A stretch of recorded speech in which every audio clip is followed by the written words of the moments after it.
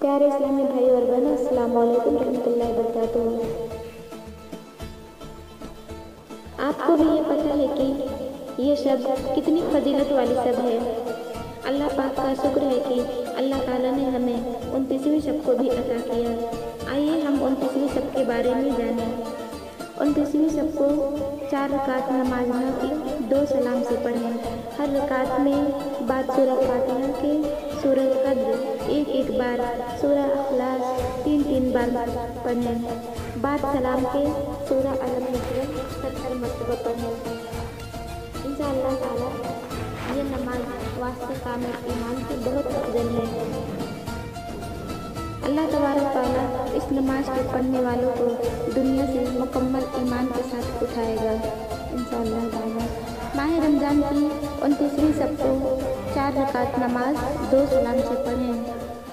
हर रकात में बाद सूरह फातिहा की सूरह कद्र एक बार, सूरह अखलास 5 मरतबा पढ़ें। बाद सलाम की दरूद शरीफ 100 दफ़ा पढ़ें। इंशाअल्लाह ताला इस नमाज के पढ़ने वाले को दरबार खुदाबंदी से बख्शिश और मग़फ़िरत अता की जाएगी।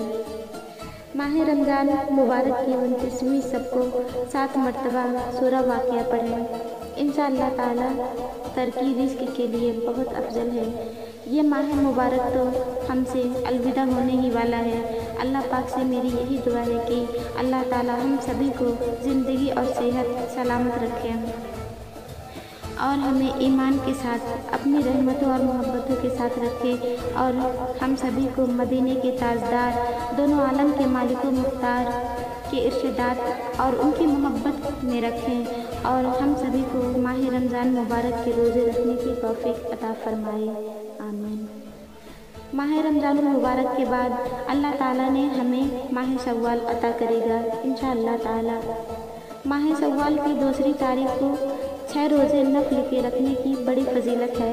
फरमाया रसूलुल्लाह सल्लल्लाहु अलैहि वसल्लम ने, जो 6 रोज़े रखे शव्वाल के तो देगा अल्लाह पाक उसे सवाब 1000 रोज़े का और करेगा उस पर आग दोज़ख के हराम और उसके नामाए आमाल में बेशुमार नेकियों का सवाब अता करेगा।